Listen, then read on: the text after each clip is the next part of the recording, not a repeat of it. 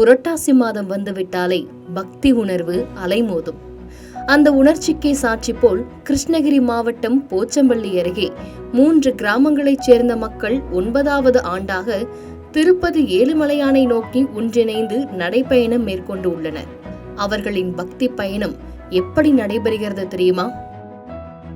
கிருஷ்ணகிரி மாவட்டம் போச்சம்பள்ளி அடுத்துள்ள குள்ளனூர், ஜம்புகுட்டப்பட்டி, கோணனூர் கிராமங்களில் சுமார் 1000 குடும்பங்கள் வசிக்கின்றனர். ஒவ்வொரு புரட்டாசி மாதத்திலும் இங்குள்ள மக்கள் அனைவரும் ஒன்றிணைந்து நடைபயணமாக திருப்பதி கோவிலுக்கு செல்வது வழக்கம். இந்த வருடம் 9வது ஆண்டாக இந்த மரபு தொடர்கிறது. முழு கிராமமும் ஒன்றாக கிளம்பியதால் வீதிகள் வெறிச்சோடி காணப்படுகின்றன. பெண்கள் மஞ்சள், சிவப்பு நிற ஆடையில், ஆண்கள் காவி நிற ஆடையில் புனித விரதத்துடன் பயணத்தை தொடங்கினர். பாதையில் தங்கும் இடங்களில் சமைத்து சாப்பிட அரிசி, பருப்பு, மளிகை பொருட்கள், சமையல் பாத்திரங்கள், சிலிண்டர் ஆகியவற்றை டெம்போவிலும் எடுத்து சென்று உள்ளனர். எல்லோரும் ஒன்றாக சாப்பிட வேண்டும் என்ற எண்ணத்தில் தாங்களே உணவு சமைத்து உண்ணுகின்றனர்.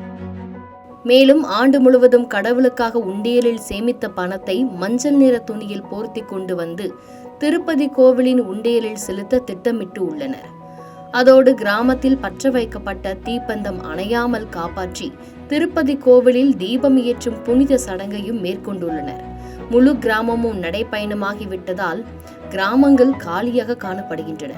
இதற்கிடையில் பாதுகாப்பு தேவை என கருதி கிராம மக்கள் முன்கூட்டியே போச்சம்பள்ளி காவல் நிலையத்தில் தகவல் அளித்தனர். இதையடுத்து போலீசார் பாதுகாப்பு பணியில் ஈடுபட்டு உள்ளனர்.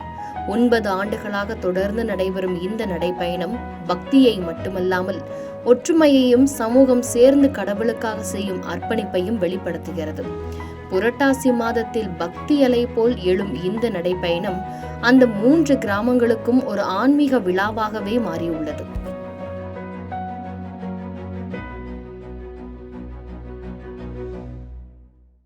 செய்திகளை உடனுக்குடன் தெரிந்து கொள்ள கீழ்கண்ட கேபிள் மற்றும் டிடிஹெச் நெட்வொர்க்குகளில் எம்நாடு செய்தி தொலைக்காட்சியை காணுங்கள்.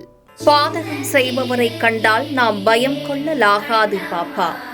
மோதி மிதித்துவிடு பாப்பா, அவர் முகத்தில் உமிழ்ந்துவிடு பாப்பா. அண்மை செய்திகளை உடனுக்குடன் தெரிந்து கொள்ள இணைந்திருங்கள் எம்நாடு தொலைக்காட்சியுடன்.